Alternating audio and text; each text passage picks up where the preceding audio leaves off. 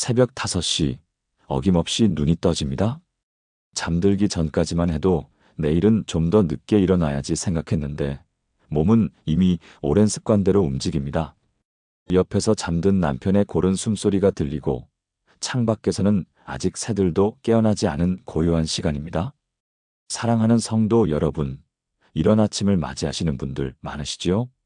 특히 우리 60, 70대 어르신들은 젊었을 때와 달리 잠이 많이 없어서 새벽에 일찍 깨어나시는 경우가 많습니다. 어떤 분은 이렇게 말씀하십니다. 목사님, 나이가 드니까 잠이 없어서 새벽 4시면 눈이 떠져요.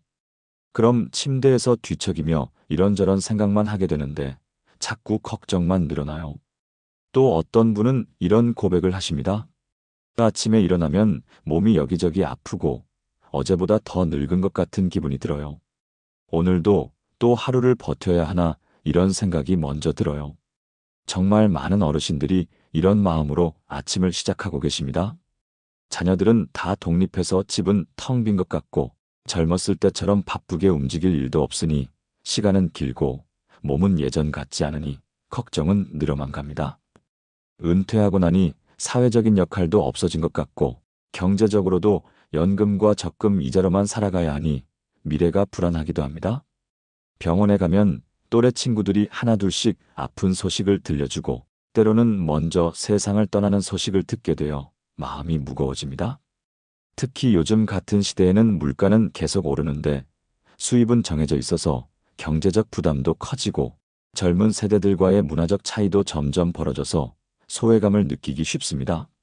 스마트폰이나 인터넷 같은 새로운 기술들도 따라가기 어렵고 병원 예약부터 각종 민원 처리까지 모든 것이 온라인으로 바뀌어서 일상생활조차 불편해졌습니다.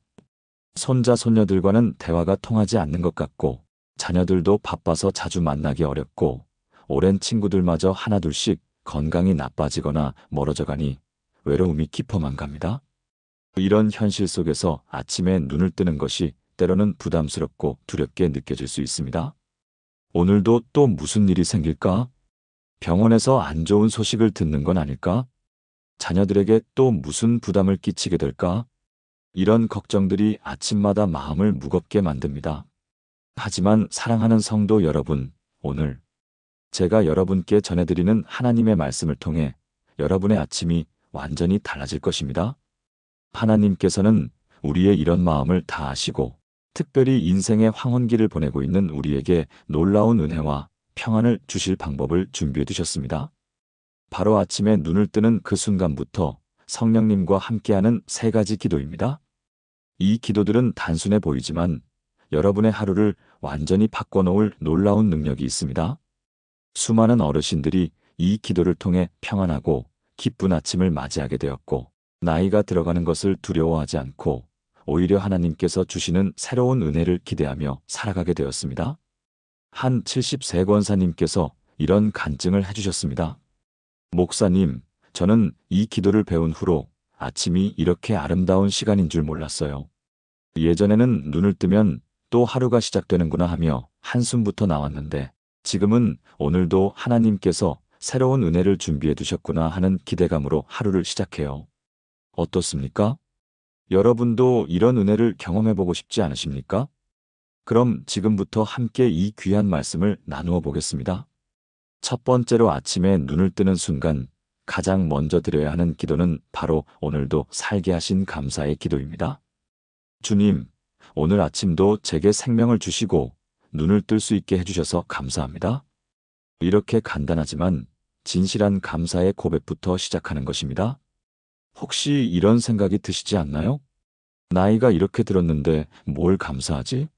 몸은 아프고 기억력은 떨어지고 앞날은 불안한데 많은 어르신들이 이런 마음을 갖고 계십니다. 특히 요즘 같은 시대에는 노인에 대한 사회의 시선도 곱지 않고 젊은 세대들과의 소통도 어렵게 느껴지니 더욱 그런 마음이 들 수 있습니다. TV에서는 매일 노인층을 꼰대라고 부르거나 젊은 사람들에게 부담만 주는 세대라고 표현하는 경우도 있어서 마음이 상합니다. 지하철에서 자리를 양보받는 것조차 눈치가 보이고 마트에서 계산할 때 시간이 조금 걸리면 뒤에 있는 사람들이 짜증내는 것 같아서 위축됩니다. 하지만 하나님의 말씀은 전혀 다른 관점을 제시해 주십니다. 시편 92편 12절부터 14절을 함께 보겠습니다. 의인은 종려나무 같이 번성하며 레바논의 백향목 같이 발육하리로다. 여호와의 집에 심긴 자들은 우리 하나님의 궁정에서 번성하리로다. 늙어서도 결실하며 진액이 풍족하고 빛이 청청하여. 놀라운 말씀입니다. 하나님께서는 나이가 들어서도 결실한다고 말씀하십니다. 늙어서도 진액이 풍족하고 빛이 청청하다고 하십니다. 세상에서는 나이가 들면 쓸모없다고 하지만 하나님께서는 나이가 들어서도 여전히 가치 있고 귀한 존재라고 말씀하고 계십니다. 여기서 종려나무는 매우 특별한 의미가 있습니다. 종려나무는 사막의 오아시스에서 자라는 나무인데 뿌리가 깊어서 메마른 땅에서도 물을 찾아내어 푸른 잎을 유지합니다. 또한 종려나무는 100년 이상 살면서 나이가 들수록 더 많은 열매를 맺는다고 합니다. 바로 이것이 하나님께서 우리에게 주신 비전입니다. 나이가 들어도 메마르지 않고 오히려 더 많은 열매를 맺는 삶을 살 수 있다는 것입니다. 68세 김 집사님의 놀라운 이야기를 들려드리겠습니다. 이분은 몇 년 전에 조기 은퇴를 하셨습니다.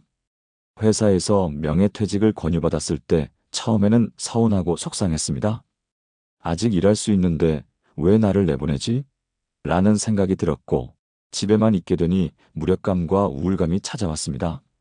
40년 넘게 매일 아침 7시면 집을 나서던 습관이 갑자기 사라지니 하루 일과가 엉망이 되었습니다.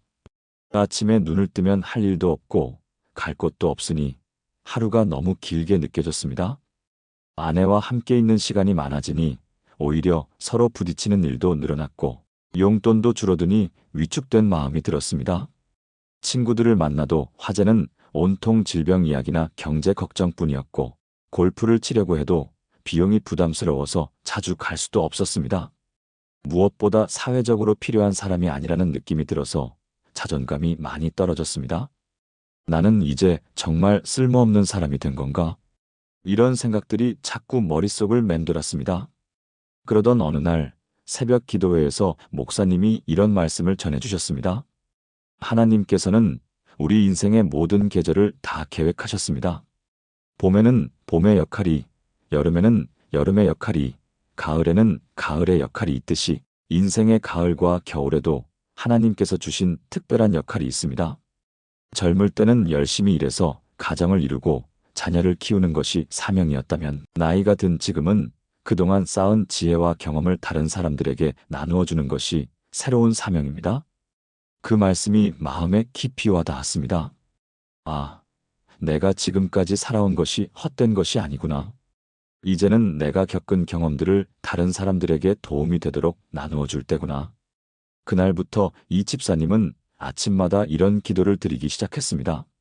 하나님 아버지, 오늘도 저를 살게 해주셔서 감사합니다. 비록 젊을 때처럼 바쁘지는 않지만 오늘도 제게 주실 일이 있으시니까 깨워주신 것 같습니다. 제가 지금까지 살아오면서 경험한 모든 것들이 누군가에게 도움이 될 수 있다면 기꺼이 나누겠습니다. 오늘 하루 주님께서 저를 어떻게 사용하실지 기대하며 감사드립니다. 처음 몇 주는 별다른 변화가 느껴지지 않았습니다. 하지만 한 달쯤 지나자 놀라운 일들이 일어나기 시작했습니다. 먼저 마음이 평안해졌습니다. 예전에는 아침에 일어나면 오늘 뭘 하지? 라는 막막함이 먼저 들었는데 이제는 오늘 하나님께서 무슨 일을 준비해 두셨을까? 라는 기대감으로 하루를 시작하게 되었습니다. 그러자 정말로 하나님께서 할 일들을 보여주시기 시작했습니다. 먼저 동네에 혼자 사시는 80세 할머니가 계신다는 것을 알게 되었습니다. 자녀들이 모두 외국에 살고 있어서 혼자 지내시는데 장보기부터 병원 가는 것까지 모든 것을 혼자 해결해야 하는 상황이었습니다. 특히 무거운 물건을 들거나 높은 곳에 있는 물건을 내려야 할 때 정말 어려워하셨습니다. 이 집사님이 그분을 위해 일주일에 2번씩 장보기를 도와드리고 전구 갈기나 간단한 수리일들을 해드리기 시작했습니다. 처음에는 할머니께서도 낯설어 하셨지만 시간이 지나면서 서로 가족처럼 가까워졌습니다. 집사님 덕분에 제가 살고 있어요. 정말 하늘에서 보내주신 천사 같아요. 할머니의 이런 말씀을 들을 때마다 가슴이 뜨거워졌습니다. 교회에서는 중고등부 아이들에게 진로 상담을 해달라는 요청이 들어왔습니다. 오랫동안 직장 생활을 하면서 쌓은 경험과 지혜를 나눠달라는 것이었습니다. 처음에는 요즘 아이들과 대화가 될까 하고 걱정했지만 막상 만나보니 아이들이 어른들의 인생 경험담을 정말 궁금해했습니다. 집사님, 직장 생활할 때 가장 힘들었던 것은 뭐예요? 집사님은 젊을 때 꿈을 어떻게 이루셨어요? 실패했을 때는 어떻게 극복하셨어요? 이런 질문들을 받으면서 자신의 인생이 결코 헛되지 않았다는 것을 깨달았습니다. 실패와 성공, 기쁨과 슬픔, 모든 경험들이 지금 젊은 세대들에게 도움이 되는 소중한 자산이었던 것입니다. 또 아파트 경비실에서 일하시는 분이 새벽 시간에 너무 외롭다고 하시길래 새벽 산책할 때마다 잠깐씩 들러서 이야기를 나누어 드리기 시작했습니다. 그분은 시골에서 올라오셔서 서울에 아는 사람이 거의 없으셨는데 이 집사님과 이야기를 나누는 것이 하루 중 가장 즐거운 시간이라고 하셨습니다. 이런 일들을 하다 보니 하루하루가 보람차고 의미 있게 느껴졌습니다. 무엇보다 자신이 여전히 누군가에게 도움이 되는 존재라는 것을 깨달을 수 있었습니다. 1년이 지난 후 이 집사님의 변화는 정말 놀라웠습니다. 표정이 밝아졌고 걸음걸이도 활기차졌으며 말씀하실 때도 자신감이 넘쳤습니다. 아내분도 여보가 완전히 다른 사람이 된 것 같아요 라고 말씀하실 정도였습니다. 지금 이 집사님은 교회에서 시니어 사역팀장을 맡으시면서 같은 고민을 하는 어르신들을 돕는 일을 하고 계십니다. 제가 겪었던 그 막막함과 무력감을 다른 분들은 겪지 않았으면 좋겠어요. 나이가 들어도 하나님께서 우리에게 맡겨주신 소중한 일들이 얼마나 많은지 알려드리고 싶어요. 우리는 결코 쓸모없는 존재가 아니에요. 오히려 젊은 사람들이 가지지 못한 귀한 것들을 가지고 있어요. 이것이 바로 감사 기도의 힘입니다. 우리가 감사하는 마음으로 하루를 시작할 때 하나님께서는 우리에게 감사할 일들을 계속해서 보여주십니다. 시편 50편 23절은 이렇게 말씀합니다. 감사로 제사를 드리는 자가 나를 영화롭게 하나니 그의 행위를 옳게 하는 자에게 내가 하나님의 구원을 보이리라. 감사로 제사를 드리는 자에게 하나님께서 구원을 보이신다고 했습니다. 여기서 구원은 단순히 천국에 가는 것만이 아니라 이 땅에서 하나님의 도우심과 인도하심을 경험하는 것을 의미합니다. 또 다른 예를 들어드리겠습니다. 72세 박 권사님의 이야기입니다. 이분은 몇 년 전에 남편을 먼저 하늘나라로 보내셨습니다. 50년을 함께 살던 남편이 갑자기 세상을 떠나자 삶의 의미를 찾을 수 없었습니다. 매일 아침 일어나면 옆자리가 비어있는 것이 너무 서글펐고 혼자서 밥을 해먹는 것도 의미 없게 느껴졌습니다. 남편이 좋아하던 반찬을 만들어 놓고 혼자 먹으려니 눈물이 나고 남편과 함께 보던 TV 프로그램을 혼자 보려니 더욱 외로웠습니다. 자녀들은 자주 안부를 물어보지만 그들도 바쁜 삶이 있으니 매일 찾아올 수는 없고 결국 대부분의 시간을 혼자 보내야 했습니다. 친구들과 만나도 화제는 온통 남편을 그리워하는 이야기뿐이었고 그럴 때마다 더욱 슬픔이 깊어졌습니다. 이렇게 외롭게 살 바에야 차라리 남편을 따라가고 싶다는 생각까지 들었다고 합니다. 밤에 잠자리에 들 때도 내일 아침에 눈을 뜨지 않았으면 좋겠다고 생각하기도 했습니다. 그러던 어느 날 아침 침대에서 일어나지도 못한 채 눈물을 흘리고 있는데 갑자기 이런 생각이 들었습니다. 그래도 오늘도 눈을 뜰 수 있다는 것은 하나님께서 아직 나를 부르지 않으셨다는 뜻이구나. 하나님께서 아직 나에게 이 땅에서 할 일이 있다고 생각하시니까 계속 살게 하시는 것 같다. 그날부터 아침에 눈을 뜨면 이런 기도를 드리기 시작했습니다. 하나님 아버지, 오늘도 저를 살게 해주셔서 감사합니다. 남편은 이미 주님 품에 안겼지만 저는 아직 이 땅에 있다는 것은 제게 할 일이 남아있다는 뜻이겠지요. 외롭긴 하지만 이 외로움마저 하나님께서 허락하신 것이니 감사드립니다. 오늘 하루 제가 어떤 일을 할 수 있는지 보여주세요. 처음에는 억지로 하는 기도 같았습니다. 정말로 감사할 마음이 전혀 들지 않았고 오히려 원망스러운 마음이 더 컸습니다. 하지만 그래도 매일 아침 같은 기도를 반복했습니다. 며칠, 몇 주가 지나면서 정말로 할 일들이 보이기 시작했습니다. 먼저 교회에서 새 가족이 오면 안내해드리는 일을 맡게 되었습니다. 처음 교회에 나오는 분들은 어디서 뭘 해야 할지 몰라서 당황하는 경우가 많은데 그런 분들을 따뜻하게 맞아주고 편안하게 예배드릴 수 있도록 도와드리는 일이었습니다. 권사님 덕분에 교회가 이렇게 따뜻한 곳인 줄 알게 되었어요. 라는 말을 들을 때마다 뿌듯했습니다. 아파트에서는 독거노인을 위한 밑반찬 나누기 봉사에 참여하게 되었습니다. 혼자 사시는 어르신들을 위해 일주일에 한 번씩 밑반찬을 만들어서 나누어 드리는 일이었는데 50년 동안 가족을 위해 요리했던 경험이 그대로 활용되었습니다. 권사님이 만드신 음식을 먹으면 마치 딸이 해준 것 같아서 눈물이 나요라고 말씀하시는 할머니를 보면서 자신의 요리 솜씨가 이렇게 귀한 것인 줄 처음 알았습니다. 그러면서 자신과 비슷한 처지의 분들을 많이 만나게 되었습니다. 남편을 잃고 혼자 지내는 할머니들, 자녀들이 멀리 살아서 외로운 할아버지들, 건강이 좋지 않아서 집에만 계시는 어르신들을 만나면서 서로 위로하고 격려하는 새로운 가족 같은 관계를 형성할 수 있었습니다. 우리 다 비슷한 처지니까 서로 의지하며 살아요라고 하면서 돌아가며 집에서 만나기도 하고 함께 나들이를 가기도 했습니다. 1년쯤 지나자 이 권사님의 삶이 완전히 달라졌습니다. 목사님, 이제는 아침에 일어나는 것이 기대되어요. 오늘 또 누구를 만나게 될까? 누구를 도와드릴 수 있을까? 생각하면 마음이 설레어요. 남편이 없어서 외롭긴 하지만 그 외로움마저 누군가를 이해하고 도와줄 수 있는 힘이 되는 것 같아요. 혼자라서 시간이 많으니까 더 많은 사람들을 도울 수 있고 남편을 잃은 슬픔을 겪었으니까 같은 아픔을 가진 분들을 더 잘 위로해드릴 수 있어요. 정말 놀라운 변화였습니다. 똑같은 상황이지만 관점이 완전히 바뀐 것입니다. 남편의 죽음을 단순한 상실로만 받아들이던 것이 이제는 하나님께서 허락하신 새로운 사명의 시작으로 받아들이게 된 것입니다. 혼자라는 것을 외로움으로만 받아들이던 것이 이제는 더 많은 사람들과 만나고 섬길 수 있는 자유로움으로 받아들이게 된 것입니다. 이것이 감사 기도의 놀라운 역사입니다. 전도서 3장 1절은 이렇게 말씀합니다. 천하의 범사가 기한이 있고 모든 목적이 때가 있나니 하나님께서는 우리 인생의 모든 계절에 목적과 의미를 두셨습니다. 젊을 때는 젊을 때의 목적이, 나이가 들어서는 나이가 들어서의 목적이 있습니다. 그 목적을 발견하고 감사하며 살아가는 것이 바로 믿음의 삶입니다. 또 다른 예를 하나 더 들어보겠습니다. 75세 정 집사님의 이야기입니다. 이분은 몇 년 전부터 당뇨병과 고혈압을 앓고 계셨는데 작년에는 무릎 관절까지 안 좋아져서 걷기가 힘들어지셨습니다.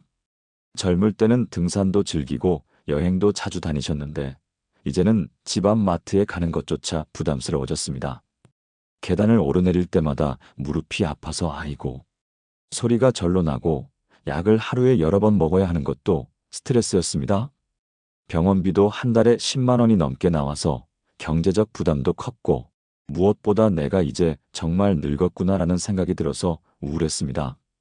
친구들을 만나면 서로 아픈 곳 이야기만 하게 되고 자녀들에게는 걱정 끼칠까봐 아픈 것을 숨기려고 하니 더욱 답답했습니다. 하나님, 왜 저를 이렇게 아프게 하세요? 젊을 때 열심히 교회 봉사도 하고 선교도 했는데 나이가 들어서는 왜 이런 고생을 해야 하나요? 이런 원망이 자꾸 마음에 들었습니다. 그러던 어느 날 새벽 무릎이 아파서 잠을 못 이루고 있는데 갑자기 이런 생각이 들었습니다.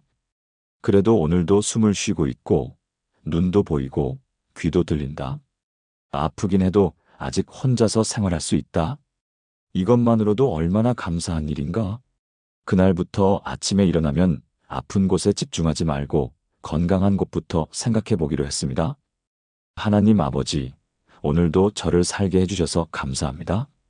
무릎은 아프지만 손은 자유롭게 움직일 수 있고 눈은 흐려졌지만 아직 볼 수 있고 기억력은 떨어졌지만 아직 생각할 수 있음을 감사합니다. 비록 멀리 가지는 못하지만 집 근처에서라도 누군가를 도울 수 있는 일이 있다면 하게 해주세요. 그러자 정말로 할 수 있는 일들이 보이기 시작했습니다. 아파트 경로당에서 어르신들과 함께 시간을 보내면서 젊을 때 배운 하모니카 연주를 가르쳐드리기 시작했습니다. 집사님 덕분에 하모니카를 배우게 되어서 정말 즐거워요. 집에 혼자 있을 때도 하모니카 불면서 시간 보내니까 외롭지 않아요. 어르신들의 이런 말씀을 들을 때마다 보람을 느꼈습니다. 또 집 앞 상가에 있는 꽃집 할머니가 몸이 불편하다는 것을 알고 하루 2시간씩 꽃집 일을 도와드리기 시작했습니다. 꽃을 정리하거나 물을 주는 간단한 일이지만 할머니께는 큰 도움이 되었고 본인에게는 적당한 운동도 되었습니다. 집사님 덕분에 꽃집을 계속할 수 있어요. 혼자서는 정말 힘들었는데 꽃집 할머니의 고마운 말씀을 들을 때마다 자신도 누군가에게 필요한 존재라는 것을 느꼈습니다. 6개월쯤 지나자 놀라운 일이 일어났습니다. 규칙적으로 움직이고 사람들과 대화하면서 지내다 보니 우울감이 많이 줄어들었고 적당한 활동으로 인해 무릎 상태도 조금씩 좋아졌습니다. 무엇보다 아침에 일어나는 것이 더 이상 고통스럽지 않았습니다. 오늘은 경로당에서 어떤 노래를 불러볼까? 꽃집 할머니는 어떻게 지내실까? 이런 생각으로 하루를 시작하게 되었습니다.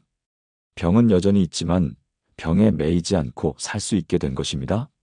목사님, 병이 완전히 나은 것은 아니지만 마음이 많이 나아졌어요. 예전에는 아픈 것만 생각하며 하루하루를 보냈는데 지금은 제가 할 수 있는 일들을 찾아서 하다 보니 아픈 것을 잊고 지낼 때가 많아져요. 감사하는 마음으로 하루를 시작하니까 감사할 일들이 더 많이 보여요. 이것이 바로 감사의 능력입니다. 상황이 완전히 바뀌지 않았어도 그 상황을 바라보는 관점이 바뀌면 삶의 질이 완전히 달라집니다. 잠언 17장 22절은 이렇게 말씀합니다. 마음의 즐거움은 양약이라도 심령의 근심은 뼈를 마르게 하느니라. 마음의 즐거움, 즉 감사와 기쁨이 양약과 같은 효과가 있다고 말씀하십니다. 반대로 근심과 걱정은 우리의 몸까지 병들게 한다고 하셨습니다. 아침에 눈을 뜨시면 이렇게 기도해 보세요. 하나님 아버지, 오늘도 저에게 생명을 허락해 주셔서 감사합니다. 비록 몸은 예전 같지 않지만 아직도 볼 수 있고 들을 수 있고 생각할 수 있음을 감사합니다. 자녀들이 건강하게 자라서 각자의 삶을 살아가고 있음을 감사합니다. 손자, 손녀들이 밝고 건강하게 자라고 있음을 감사합니다. 지금까지 큰 사고 없이 살 수 있게 해주신 것을 감사합니다. 오늘 하루도 제가 누군가에게 도움이 되는 일, 작은 일이라도 할 수 있게 해주세요. 제가 가진 경험과 지혜가 젊은 세대들에게 도움이 될 수 있다면 기꺼이 나누겠습니다. 이런 감사의 기도로 하루를 시작하시면 여러분의 남은 인생이 얼마나 소중하고 의미 있는 시간인지 깨닫게 될 것입니다. 두 번째로 드려야 하는 기도는 하나님께서 우리의 건강과 가족을 보호해달라는 기도입니다. 나이가 들수록 건강에 대한 걱정이 커지는 것은 자연스러운 일입니다. 젊을 때는 몸이 아파도 며칠 쉬면 금방 나았는데 이제는 한번 아프면 회복하는데 시간이 오래 걸립니다.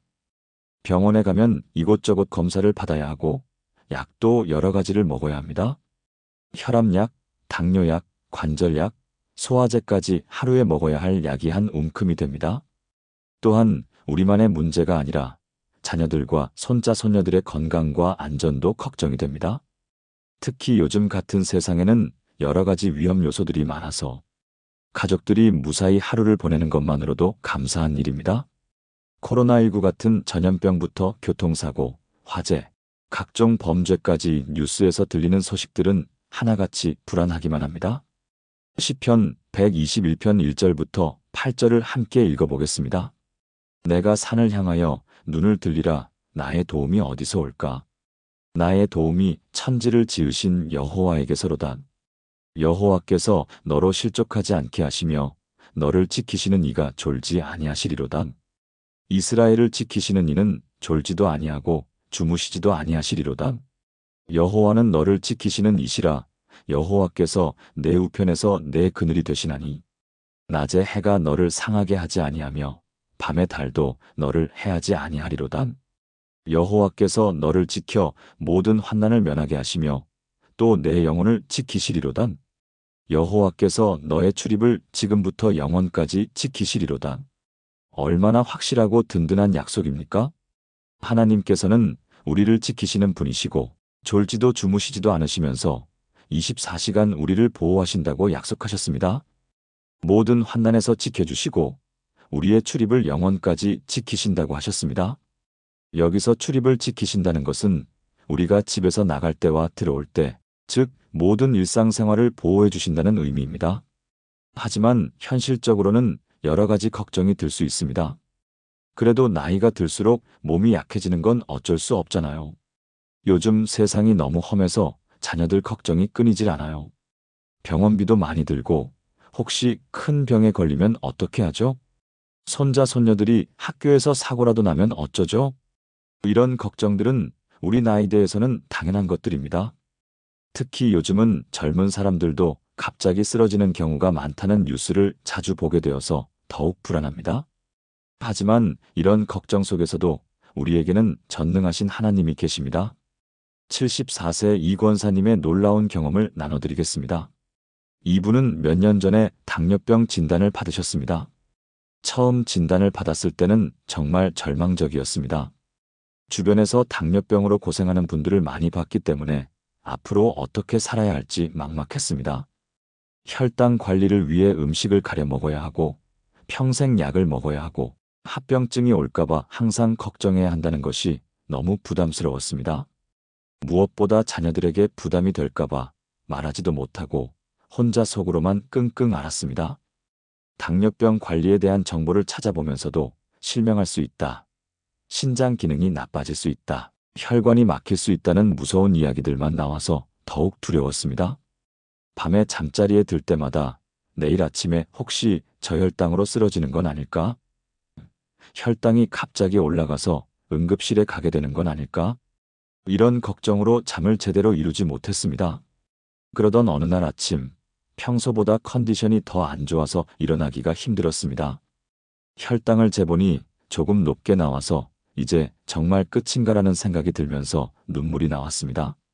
그때 갑자기 시편 121편 말씀이 생각났습니다. 여호와께서 너를 지켜 모든 환난을 면하게 하시며, 그 순간 이런 깨달음이 왔습니다. 하나님께서 나를 지키신다고 약속하셨는데 내가 왜 이렇게 걱정만 하고 있지? 물론 병은 있지만 하나님께서 이 병도 선하게 사용하실 수 있지 않을까?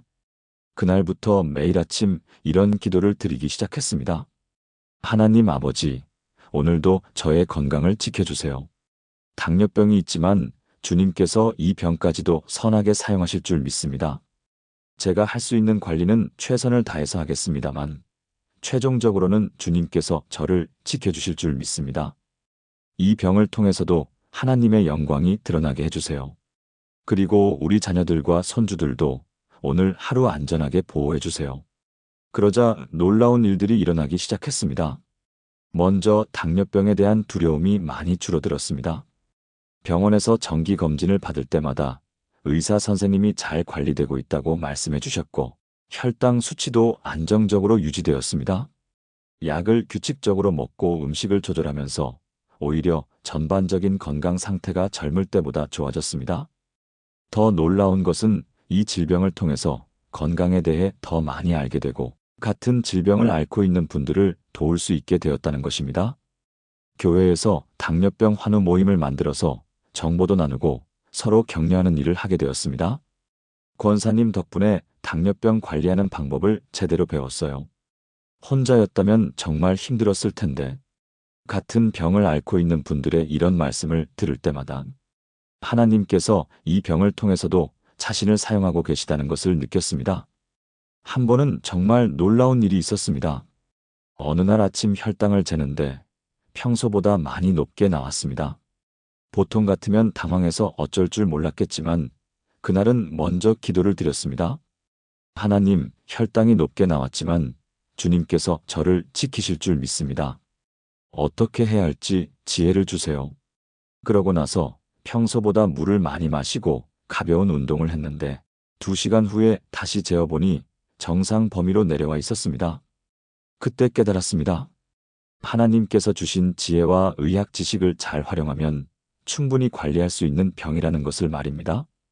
목사님, 처음에는 왜 하필 저에게 이런 병이 왔을까 원망했는데 지금은 이 병을 통해서도 하나님께서 저를 사용하고 계신다는 것을 느껴요.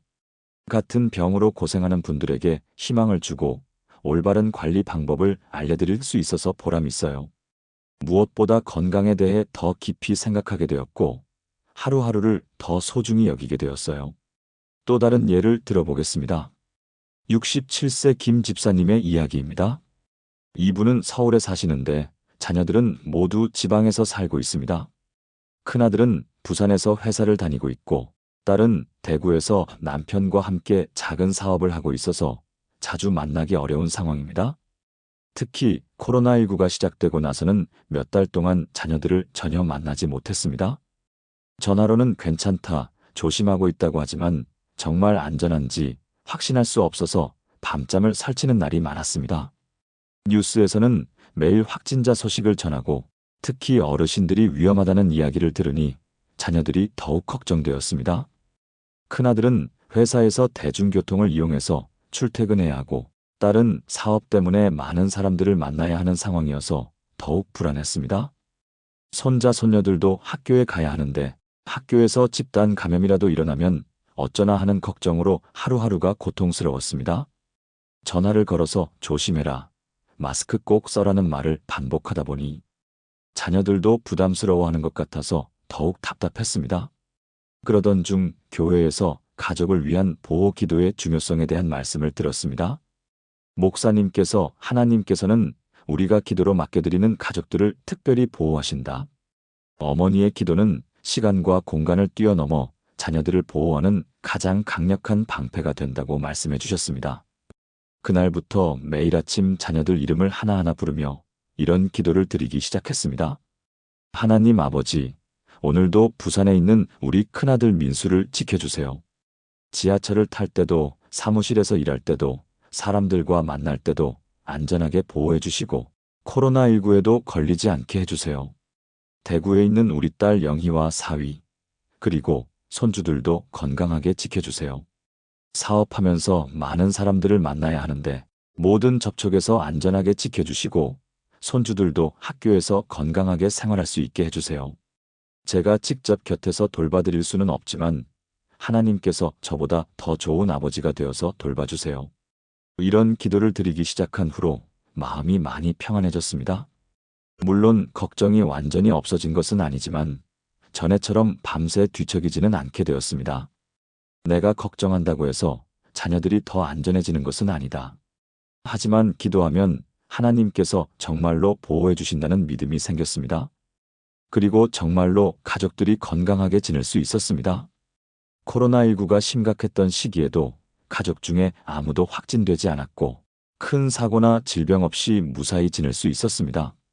몇 달 후에 자녀들을 만났을 때 아들이 이런 이야기를 해주었습니다. 엄마, 요즘 아침에 일어나면 왠지 모르게 마음이 든든해요. 뭔가 누군가가 저를 지켜주고 있다는 느낌이 들어서 일하는 것도 더 안전하게 할 수 있어요. 지하철을 탈 때도 예전에는 불안했는데 지금은 마음이 평안해요. 그 말을 듣고 어머니의 기도가 정말로 자녀들에게 보호막이 되어준다는 것을 확신하게 되었습니다. 딸도 비슷한 이야기를 했습니다. 엄마, 사업하면서 힘든 일이 많은데 이상하게 큰 사고는 한 번도 없었어요. 위험한 순간이 있을 때마다 뭔가가 저를 보호해 주는 것 같아요. 혹시 엄마가 저희를 위해 기도해 주시는 거예요? 그래서 어머니의 기도에 대해 이야기해 주니 딸도 감동받아서 앞으로 더 조심하고 저도 가족들을 위해 기도하겠다고 약속했습니다. 손자, 손녀들도 마찬가지였습니다. 학교에서 친구들이 다치거나 아픈 일이 있어도 자신들은 항상 건강하게 지낼 수 있어서 친구들이 너희는 정말 운이 좋다고 말할 정도였다고 합니다. 잠언 31장 28절은 이렇게 말씀합니다. 그의 자식들은 일어나 감사하며 그의 남편도 칭찬하기를. 어머니의 기도는 자녀들에게 가장 큰 유산이 됩니다. 비록 물리적으로는 멀리 떨어져 있어도 어머니의 기도는 시간과 공간을 초월해서 자녀들을 보호하는 강력한 힘이 됩니다. 또 한 가지 예를 더 들어보겠습니다. 69세 최 집사님의 이야기입니다. 이분은 얼마 전에 건강검진을 받았는데 갑상선에 혹이 발견되었습니다. 의사 선생님은 양성일 가능성이 높지만 조직 검사를 해봐야 한다고 하셨는데 그 말을 듣는 순간 머리가 하얘졌습니다. 혹시 암은 아닐까? 수술을 해야 하는 건 아닐까? 자녀들이 걱정할 텐데 어떻게 말하지? 이런 생각들이 머릿속을 맴돌면서 며칠 동안 잠을 제대로 이루지 못했습니다. 조직 검사 결과가 나오기까지 일주일을 기다려야 했는데 그 일주일이 1년같이 길게 느껴졌습니다.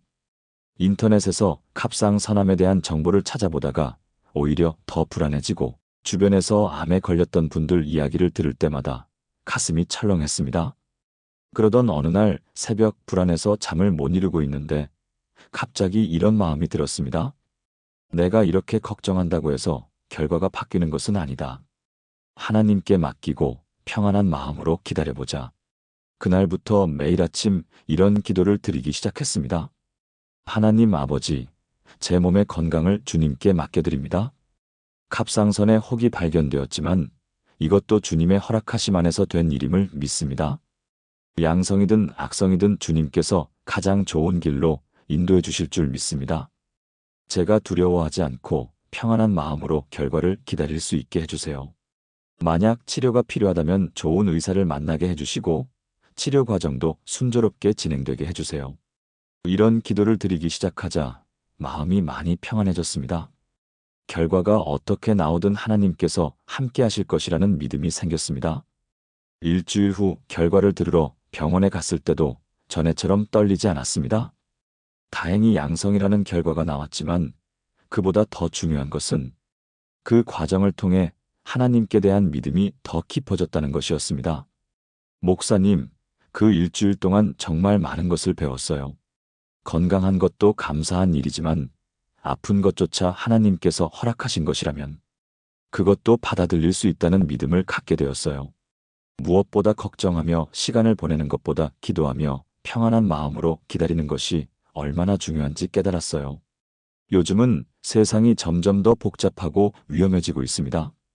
새로운 전염병, 자연재해, 교통사고, 범죄, 경제적 불안정 등 걱정할 일들이 끝이 없습니다. 특히 우리 같은 나이대에서는 건강 문제와 가족 걱정이 가장 큽니다. 하지만 우리에게는 이 모든 것을 다스리시는 전능하신 하나님이 계십니다. 신명기 33장 27절은 이렇게 말씀합니다. 영원하신 하나님이 내 처소가 되시니 그의 영원하신 팔이 내 아래에 있도다. 하나님의 영원하신 팔이 우리 아래에 있다고 하셨습니다. 우리를 바치고 보호하시는 하나님의 능력이 우리와 함께 한다는 것입니다. 매일 아침 이런 보호의 기도를 드려보세요. 하나님 아버지, 오늘도 저와 우리 가족을 모든 위험에서 보호해 주세요. 건강을 지켜주시고 사고나 질병으로부터 안전하게 지켜주세요.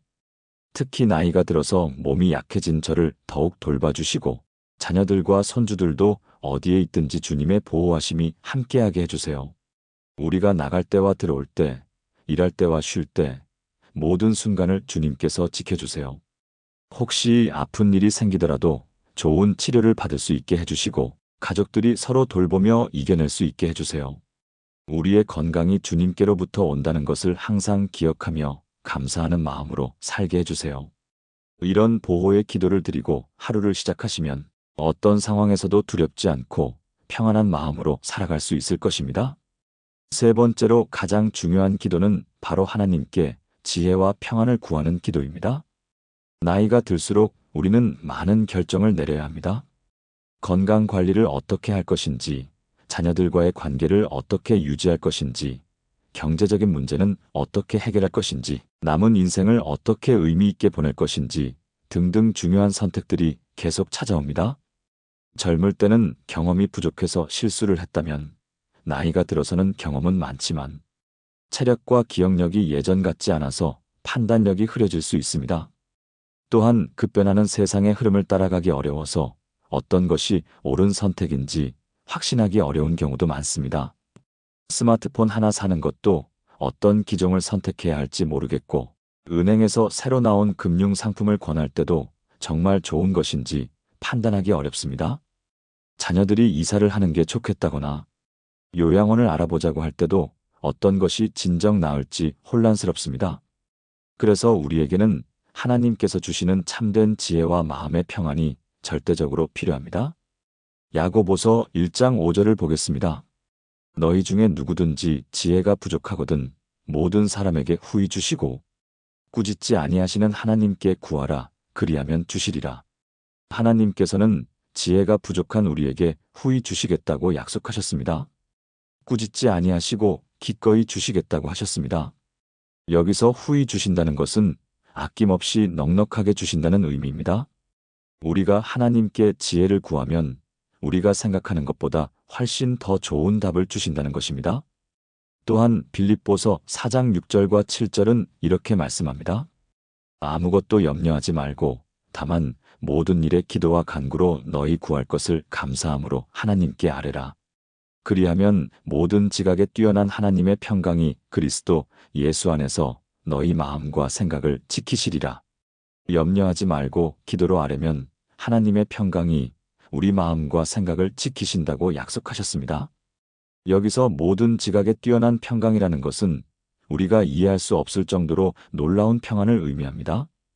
71세 조 권사님의 감동적인 이야기를 들려드리겠습니다. 이분은 몇 년 전에 남편과 함께 살던 아파트에서 요양원으로 이주하는 큰 결정을 내려야 했습니다.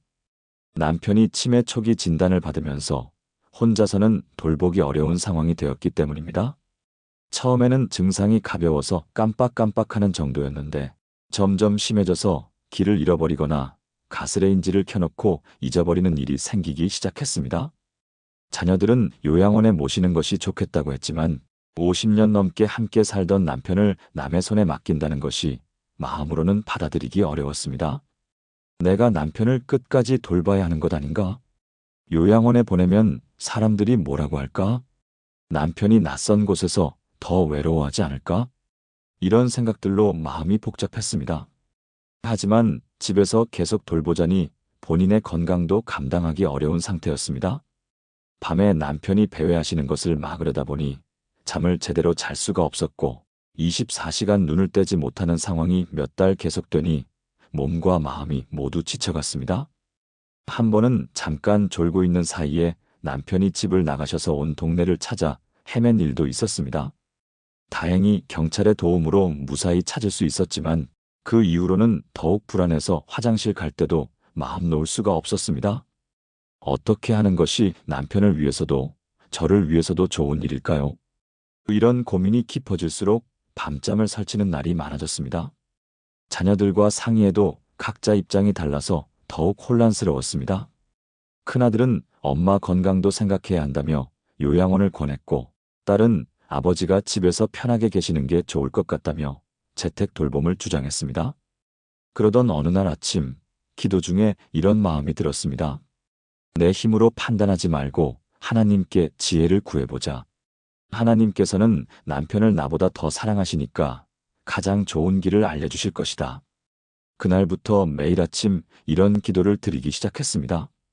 하나님 아버지, 저에게 지혜를 주세요. 남편을 어떻게 돌보는 것이 가장 좋은 방법인지 알려주세요. 제 마음의 이기심이나 체면 때문이 아니라 정말로 남편을 위해서 가장 좋은 길이 무엇인지 깨닫게 해주세요. 그리고 어떤 결정을 내리든지 평안한 마음으로 받아들일 수 있게 해주세요. 남편도 혼란스러워하지 않고 편안하게 지낼 수 있는 환경을 만들어주세요. 며칠 후 교회에서 치매 환자를 돌보는 가족들을 위한 특강이 있었습니다. 강사로 오신 분은 치매 전문 의사셨는데 이런 말씀을 해주셨습니다. 치매 환자에게 가장 중요한 것은 안전하고 전문적인 돌봄입니다. 가족의 사랑만으로는 한계가 있고 오히려 전문적인 치료와 프로그램이 환자에게 더 도움이 될 수 있습니다. 또한 주 돌봄자가 지치면 환자에게도 좋지 않은 영향을 미칠 수 있어서 적절한 시점에 전문 기관의 도움을 받는 것이 오히려 더 사랑하는 방법일 수 있습니다. 그 말씀을 듣는 순간 마음이 확 트이는 느낌이었습니다. 아, 내가 남편을 직접 돌보는 것만이 사랑이 아니구나. 더 좋은 돌봄을 받을 수 있도록 해주는 것이 진정한 사랑일 수 있겠구나. 그 후 여러 요양원을 둘러보고 꼼꼼히 비교해 본 결과 집에서 가까우면서도 치매 전문 프로그램이 잘 되어 있는 곳을 찾을 수 있었습니다. 무엇보다 그곳의 직원들이 정말 따뜻하고 전문적이어서 믿고 맡길 수 있겠다는 생각이 들었습니다. 남편을 모신 후 처음 몇 주는 죄책감과 그리움으로 힘들었지만 시간이 지나면서 이것이 정말 좋은 결정이었다는 것을 깨달을 수 있었습니다. 남편은 전문적인 치료와 다양한 프로그램을 통해 오히려 증상이 호전되었고 본인의 건강도 회복될 수 있었습니다. 무엇보다 마음의 평안을 얻을 수 있었습니다. 매일 요양원에 가서 남편을 뵙는 것이 일과가 되었는데 예전에는 24시간 긴장해서 돌봐야 했던 것과 달리 이제는 편안한 마음으로 대화하고 산책하며 좋은 시간을 보낼 수 있게 되었습니다. 목사님, 그때 제 힘으로 결정하려고 했다면 정말 힘들었을 것 같아요. 하나님께 지혜를 구하고 기도했더니 가장 좋은 길로 인도해 주셨어요. 지금은 매일 남편을 뵈러 가서 함께 시간을 보내는데 예전보다 오히려 더 좋은 시간을 보낼 수 있어요. 남편도 전문적인 돌봄을 받으니까 상태가 좋아졌고 저도 마음의 평안을 얻었어요. 또 다른 예를 들어보겠습니다. 69세 최 집사님의 이야기입니다. 이분은 은퇴 후에 작은 가게를 하나 운영하고 계셨는데 몇 년 전부터 경영이 어려워지기 시작했습니다. 코로나19로 인한 매출 감소도 있었고 온라인 쇼핑이 늘어나면서 동네 가게를 찾는 사람들이 줄어든 것도 이유였습니다. 임대료와 각종 비용은 그대로인데 매출은 계속 줄어드니 적자가 누적되어 갔습니다. 처음에는 잠깐 어려운 시기일 뿐이다라고 생각하며 버텼는데 몇 달이 지나도 상황이 나아지지 않았습니다. 오히려 근처에 대형마트가 들어서면서 상황은 더욱 악화되었습니다. 자녀들은 아버지, 이제 그만 정리하세요라고 말했지만 30년 넘게 운영해온 가게를 정리한다는 것이 쉽지 않았습니다. 무엇보다 가게를 정리하고 나면 할 일이 없어질 것 같아서 두려웠습니다. 이 나이에 가게를 정리하면 뭘 하고 살지? 그렇다고 계속 적자를 보면서 운영할 수도 없고 이런 고민이 깊어질수록 잠을 이루지 못하는 날이 많아졌습니다. 가게에 앉아서 손님도 없는 텅 빈 매장을 바라보고 있으면 무력감이 밀려왔습니다. 한 번은 하루 종일 가게에 있으면서 손님이 3명밖에 오지 않은 날도 있었습니다. 그날 저녁 집에 돌아와서 부인에게 이제 정말 끝인 것 같다고 말하며 눈물을 흘렸습니다. 그러던 어느 날 아침 평소보다 일찍 깨어서 기도하는데 이런 마음이 들었습니다. 하나님께 지혜를 구해보자. 내 생각만으로는 답이 나오지 않는다. 하나님께서는 나의 앞날을 다 아시니까 가장 좋은 길을 알려주실 것이다. 그날부터 매일 아침 이런 기도를 드리기 시작했습니다. 하나님 아버지, 제가 어떤 결정을 내려야 할지 지혜를 주세요. 가게를 계속 운영하는 것이 좋을지 정리하는 것이 좋을지 알려주세요. 제 고집이나 체면 때문이 아니라 정말로 지혜로운 선택을 할 수 있게 도와주세요. 그리고 어떤 결정을 내리든지 평안한 마음으로 받아들이고 새로운 시작을 할 수 있는 용기를 주세요. 30년 동안 가게를 운영하면서 쌓은 경험도 헛되지 않게 해주세요. 한 달쯤 이런 기도를 드리던 중에 뜻밖의 기회가 찾아왔습니다. 같은 상가에서 부동산 중개업을 하시는 분이 찾아와서 이런 제안을 하셨습니다. 집사님, 혹시 가게 정리할 생각 있으시면 제가 아는 분이 이런 업종으로 가게를 하고 싶어 하는데 권리금까지 괜찮게 주고 넘겨받을 의향이 있어요. 처음에는 이런 상황에 누가 가게를 넘겨받으려고 하지? 라고 의아했는데 알고 보니 그분은 온라인과 오프라인을 연계해서 새로운 방식으로 사업을 하려는 젊은 사업가였습니다. 동네 가게의 친근함과 온라인의 편리함을 결합해서 기존 고객들은 물론 새로운 고객들까지 끌어들이는 사업 모델을 구상하고 있었습니다. 조건도 생각보다 좋았고 무엇보다 그동안의 고민이 한 번에 해결될 수 있는 기회였습니다. 하나님께서 정말 놀라운 길을 열어주셨구나라는 생각이 들었습니다. 가게를 정리한 후에는 교회에서 하는 어르신 일자리 사업에 참여하게 되었습니다. 경험이 많은 어르신들이 젊은 창업자들에게 멘토링을 해주는 일이었는데 본인에게는 딱 맞는 일이었습니다. 30년 넘는 사업 경험을 바탕으로 젊은 사람들에게 도움을 줄 수 있고 본인도 새로운 것을 배울 수 있는 기회가 되었습니다. 집사님 덕분에 사업 초기의 실수를 많이 줄일 수 있었어요. 경험에서 나오는 조언이 정말 소중해요. 젊은 창업자들의 이런 말을 들을 때마다 보람을 느꼈습니다. 목사님, 그때 제 고집대로 가게를 계속했다면 더 큰 손해를 봤을 것 같아요. 하나님께서 지혜를 주셔서 적절한 때에 좋은 조건으로 정리할 수 있게 해주셨어요. 지금은 마음도 편하고 하는 일도 보람이 있어서 정말 감사해요. 젊은 사람들과 함께 일하면서 저도 많은 것을 배우고 있어요. 이것이 바로 하나님께서 주시는 지혜의 역사입니다. 우리가 기도로 구하면 우리의 생각을 뛰어넘는 놀라운 해답을 주십니다. 잠언 3장 5절과 6절은 이렇게 말씀합니다. 너는 마음을 다하여 여호와를 신뢰하고 내 명철을 의지하지 말라. 너는 범사에 그를 인정하라. 그리하면 내 길을 지도하시리라. 우리의 명철을 의지하지 말고 여호와를 신뢰하라고 했습니다. 그러면 우리의 길을 지도하신다고 약속하셨습니다. 또 다른 예를 하나 더 들어보겠습니다. 73세 박 집사님의 이야기입니다.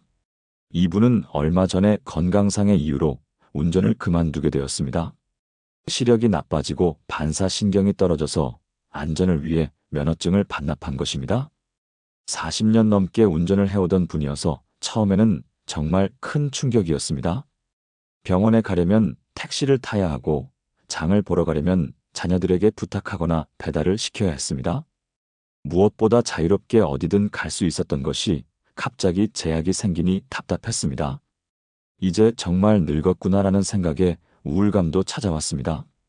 친구들과의 만남도 줄어들었고 교회에 가는 것도 부담이 되었습니다. 자녀들은 아버지, 저희가 도와드릴 테니까 걱정하지 마세요라고 했지만 매번 부탁하기가 미안했습니다. 그러던 어느 날 아침 기도 중에 이런 마음이 들었습니다. 하나님께서 이런 상황도 허락하셨을 텐데 분명히 좋은 뜻이 있으실 것이다. 지혜를 구해서 이 상황을 어떻게 받아들이고 극복할지 알아보자. 그날부터 매일 아침 이런 기도를 드리기 시작했습니다. 하나님 아버지, 운전을 할 수 없게 된 이 상황도 주님의 허락하심 안에서 된 일임을 믿습니다. 이 상황에서도 제가 할 수 있는 일들이 있을 것이고 새롭게 배울 수 있는 기회가 있을 줄 믿습니다. 제가 지금까지 당연하게 생각했던 것들에 대해 더 깊이 감사하게 해주시고 다른 방법으로도 활동적인 삶을 살 수 있는 지혜를 주세요. 혹시 이런 경험을 통해 비슷한 처지의 다른 분들을 도울 수 있게 된다면 기꺼이 하겠습니다. 그러자 정말로 새로운 기회들이 보이기 시작했습니다. 먼저 대중교통 이용법을 제대로 배우게 되었습니다. 시니어 교통카드 할인 혜택도 있고 마을버스나 지하철을 이용하면 생각보다 편리하다는 것을 알게 되었습니다. 무엇보다 대중교통을 이용하면서 여러 사람들과 자연스럽게 대화할 기회가 많아졌습니다. 버스 정류장에서 기다리면서 동네 어르신들과 안부를 묻고 지하철에서는 길을 모르는 관광객들에게 도움을 주기도 했습니다. 할아버지 덕분에 길을 찾을 수 있었어요. 정말 감사해요. 이런 말을 들을 때마다 뿌듯했습니다. 또한 온라인 쇼핑이나 배달 서비스를 제대로 배우게 되었습니다. 처음에는 스마트폰으로 주문하는 것이 어려웠는데 손자가 차근차근 가르쳐주면서 함께 시간을 보낼 기회도 많아졌습니다. 할아버지, 생각보다 잘 배우시네요. 이제 혼자서도 주문하실 수 있겠어요. 손자의 이런 격려를 들으며 새로운 것을 배우는 재미를 느꼈습니다. 무엇보다 놀라운 변화는 이런 경험을 통해 비슷한 상황에 있는 어르신들을 돕게 된 것이었습니다. 교회에서 시니어 디지털 교실을 열어서 스마트폰 사용법, 온라인 쇼핑법, 대중교통 이용법 등을 가르쳐드리는 일을 하게 되었습니다. 집사님도 처음엔 어려워하셨다니까 저도 할 수 있을 것 같아요. 어르신들의 이런 말씀을 들을 때마다 자신의 경험이 다른 분들에게 도움이 되고 있다는 것을 느꼈습니다. 6개월쯤 지나자 이 집사님의 생활이 완전히 달라졌습니다. 운전을 하지 않게 되면서 오히려 더 활동적인 삶을 살게 되었습니다. 걸을 일이 많아져서 건강도 좋아졌고 대중교통을 이용하면서 새로운 사람들을 많이 만나게 되었습니다. 목사님, 처음에는 운전을 못하게 된 것이 정말 큰 상실이라고 생각했는데 지금 보니까 오히려 새로운 기회였어요. 운전할 때는 차 안에서 혼자 시간을 보냈는데 지금은 버스나 지하철에서 여러 사람들과 만날 수 있어서 더 재미있어요. 무엇보다 제가 겪은 어려움을 통해 다른 분들을 도울 수 있게 된 것이 가장 감사해요. 나이가 들수록 우리는 더 많은 지혜가 필요합니다. 건강 관리에서부터 가족 관계, 경제 문제, 인생의 마무리까지 중요한 결정들이 계속 찾아옵니다. 또한 급변하는 세상에서 어르신으로서 어떻게 살아가야 할지, 젊은 세대들과 어떻게 소통해야 할지, 남은 인생을 어떻게 의미 있게 보낼지 등등 복잡한 문제들이 많습니다.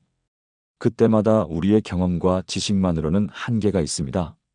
하지만 하나님께서는 우리보다 훨씬 앞을 내다보시고 우리에게 가장 좋은 길을 알고 계십니다. 또 다른 예를 하나 더 들어보겠습니다. 76세 김 권사님의 이야기입니다. 이분은 최근에 손자가 대학 입학을 앞두고 진로 문제로 고민이 많다는 소식을 듣게 되었습니다. 손자는 부모님은 의대에 가기를 원하는데 본인은 예술 분야에 관심이 있어서 갈등이 심하다고 했습니다. 자녀들은 요즘 세상의 예술로는 먹고 살기 어렵다며 반대하고 손자는 내 인생인데 왜 간섭하느냐며 반발하고 있었습니다. 중간에 낀 권사님은 어떻게 조언해야 할지 고민이 되었습니다. 손자의 꿈도 이해가 되고 자녀들의 걱정도 이해가 되니 어느 쪽 편을 들어야 할지 어려웠습니다. 무엇보다 자신의 조언이 손자의 인생에 큰 영향을 미칠 수 있다는 부담감이 있었습니다. 잘못 조언했다가 나중에 후회하게 되면 어떻게 하지? 이런 걱정으로 며칠 동안 잠을 설쳤습니다. 그러던 어느 날 아침, 기도 중에 이런 마음이 들었습니다. 하나님께 지혜를 구해서 손자에게 정말 도움이 되는 조언을 해보자. 내 경험만으로는 부족하지만 하나님의 지혜라면 가능할 것이다. 그날부터 매일 아침 손자를 위한 지혜의 기도를 드리기 시작했습니다. 하나님 아버지, 저희 손자의 진로 문제로 온 가족이 고민입니다. 제가 어떤 조언을 해야 할지 지혜를 주세요. 손자의 꿈도 소중하고 부모의 걱정도 이해가 됩니다. 하나님께서 보시기에 이 아이에게 가장 좋은 길이 무엇인지 알려주세요. 그리고 제가 그 지혜를 손자에게 잘 전달할 수 있게 해주세요. 일주일쯤 기도하던 중에 손자와 단둘이 대화할 기회가 생겼습니다. 그때 자연스럽게 이런 이야기를 나누게 되었습니다. 할머니, 저는 정말 그림 그리는 것이 좋아요. 하루 종일 그려도 안 지쳐요. 그렇구나. 할머니도 젊을 때 뜨개질하는 것을 좋아했는데 좋아하는 일을 할 때는 시간 가는 줄 모르더라. 그런데 부모님은 예술로는 먹고 살 수 없다고 하세요.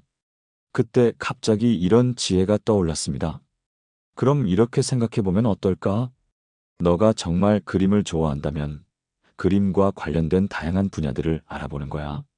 순수 예술뿐만 아니라 디자인, 광고, 게임, 애니메이션, 건축 등등 그림을 활용할 수 있는 분야가 정말 많더라.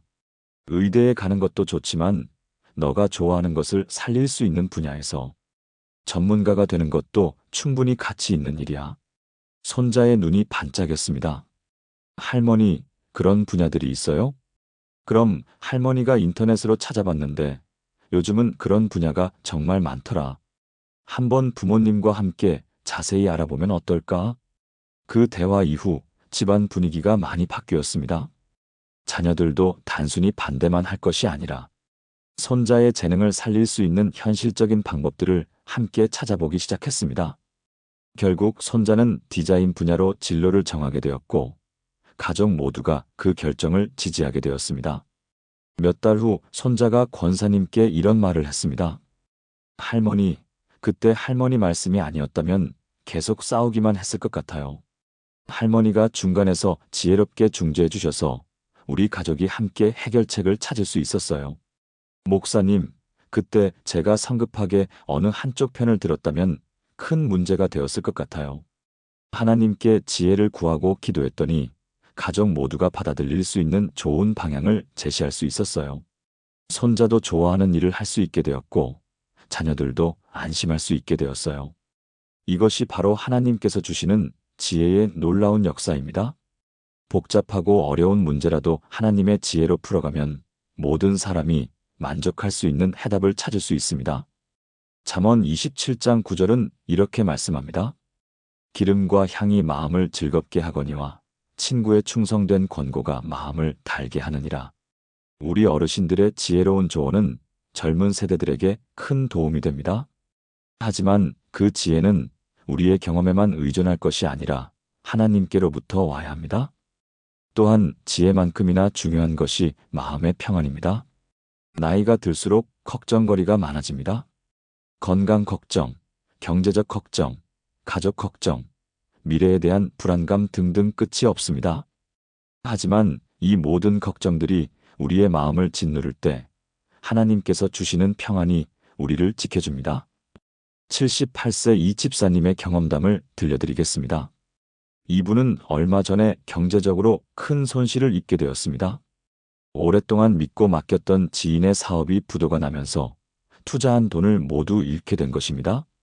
노후 자금의 상당 부분이 날아가자 처음에는 정말 절망적이었습니다. 이제 어떻게 살아가지? 자녀들에게 짐이 될 수밖에 없겠구나. 왜 이런 일이 나에게? 이런 생각들로 며칠 동안 잠도 제대로 자지 못하고 밥맛도 잃었습니다.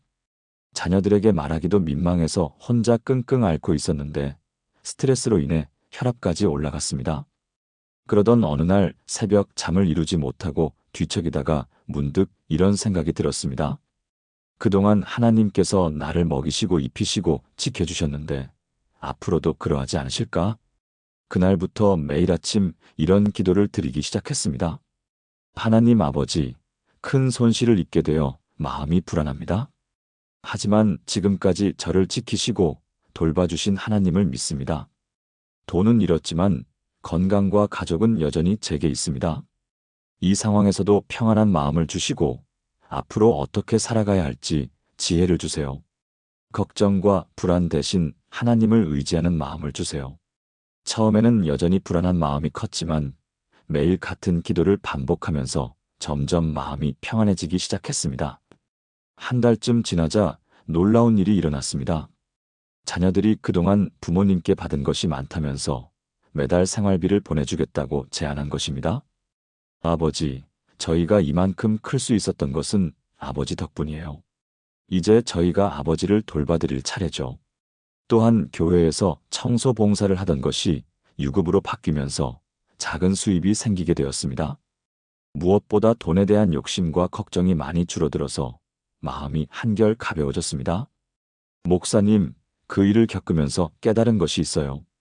돈이 있을 때는 그것에 의지하려고 했는데 없어지고 나니까 오히려 하나님께 더 의지하게 되었어요.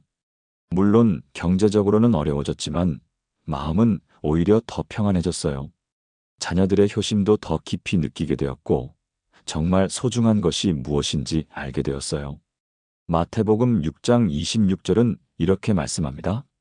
공중의 새를 보라 심지도 않고 거두지도 않고 창고에 모아들이지도 아니하되 너희 하늘 아버지께서 기르시나니 너희는 이보다 귀하지 아니하냐? 하나님께서는 공중의 새도 기르시는데 하물며 우리를 어찌 돌보지 않으시겠습니까? 경제적 어려움이나 건강 문제, 가족, 갈등 등 어떤 상황에 처하더라도 하나님께서 주시는 평안이 우리와 함께합니다. 마지막으로 79세 조 집사님의 감동적인 이야기를 나눠드리겠습니다. 이분은 최근에 기억력이 많이 나빠져서 치매 초기 진단을 받으셨습니다. 처음 진단을 받았을 때는 정말 큰 충격이었습니다. 이제 내가 가족들에게 짐이 되는구나. 점점 악화되어서 아무것도 기억하지 못하게 될 텐데 존엄성을 잃고 살게 되는 건가? 이런 두려움과 절망감에 빠져 있었습니다.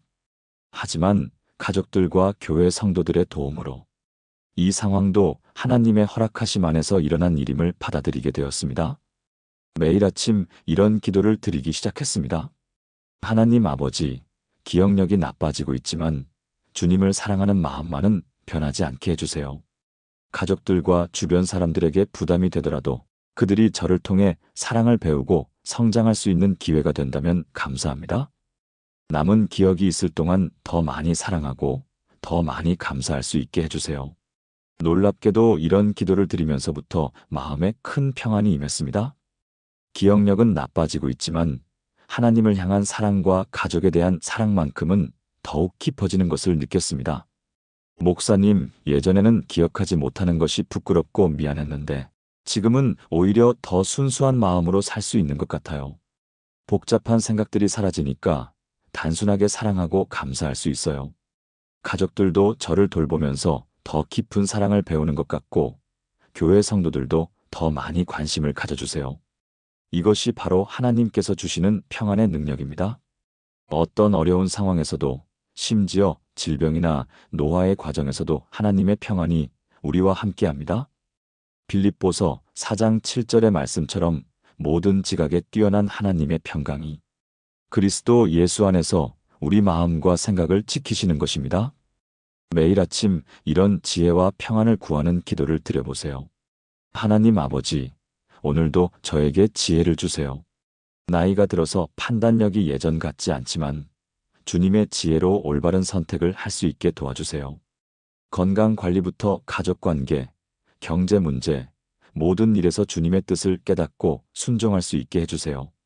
그리고 어떤 상황에서도 마음의 평안을 잃지 않게 해주시고, 걱정과 불안 대신 주님을 의지하는 믿음을 주세요. 남은 인생을 주님께서 기뻐하시는 방향으로 살 수 있게 인도해 주세요.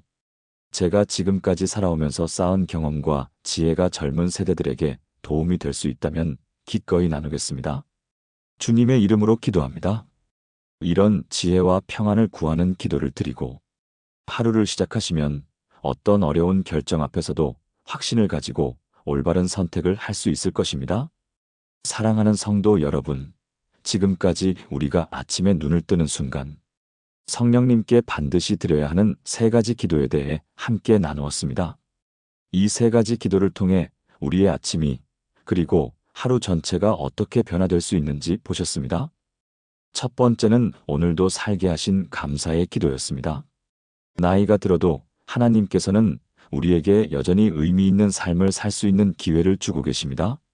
매일 아침 감사의 마음으로 하루를 시작할 때 하나님께서는 우리에게 감사할 일들을 계속해서 보여주십니다. 우리의 경험과 지혜는 젊은 세대들에게 큰 도움이 되고, 우리가 겪은 어려움들마저 다른 사람들을 위로하는 도구가 됩니다.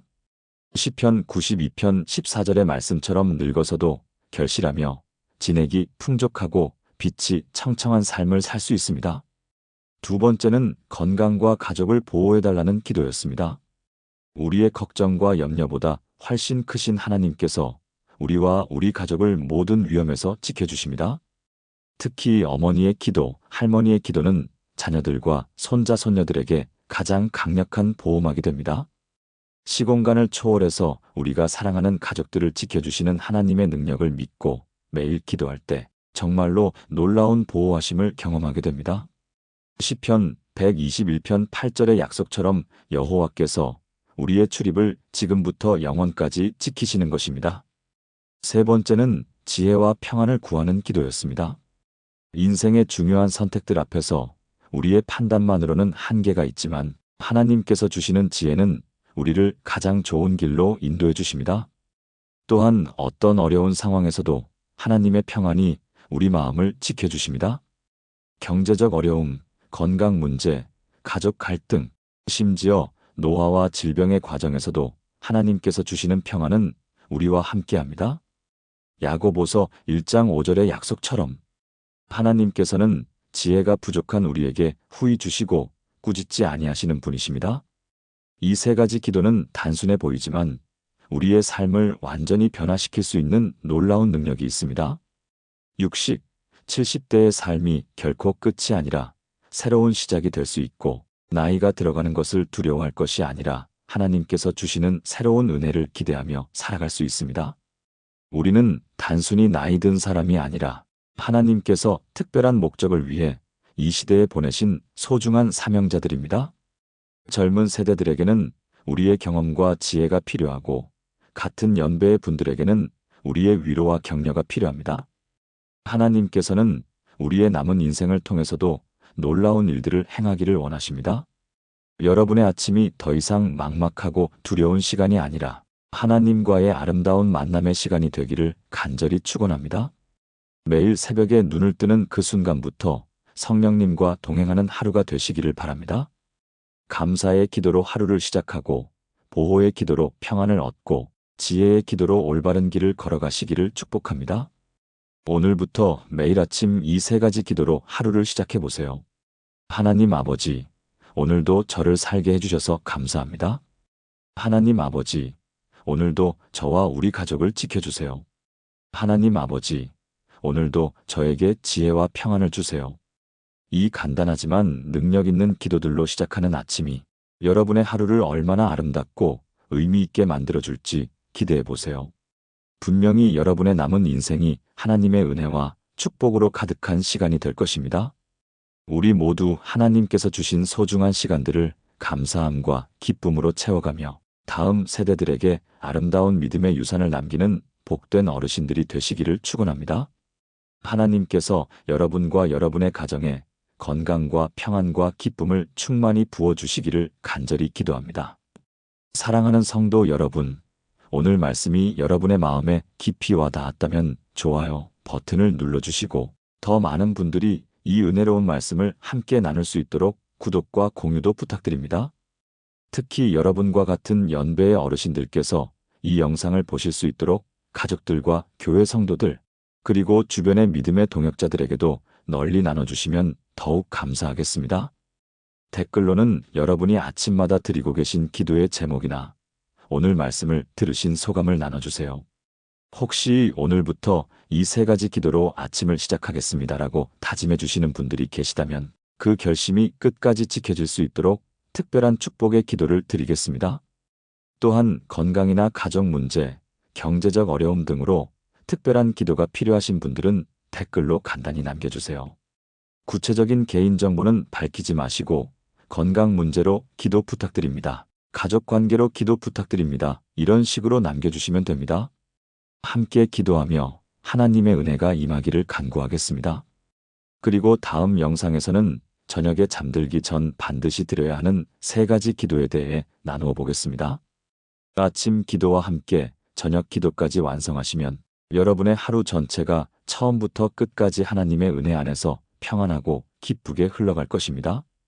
또한 60대 이후 반드시 준비해야 할 영적인 5가지에 대한 특별한 말씀도 준비하고 있습니다. 인생의 황혼기를 맞이하는 우리들이 어떤 마음가짐으로 어떤 준비를 하면서 이 소중한 시간들을 보내야 할지에 대한 실제적이고 구체적인 말씀을 전해드릴 예정입니다. 계속해서 이런 귀한 말씀들을 받아보시려면 구독 버튼을 꼭 눌러주시고 알림 설정도 해주시기 바랍니다. 여러분 모두에게 하나님의 크신 사랑과 은혜가 아침마다 새롭게 임하기를 축원합니다. 매일 아침 눈을 뜨는 그 순간부터 성령님과 함께하는 복된 하루들이 되시기를 간절히 기도합니다. 건강하시고 평안하세요. 하나님의 사랑 안에서 늘 기쁘고 감사한 마음으로 하루하루를 승리하며 사시기를 축복합니다. 샬롬.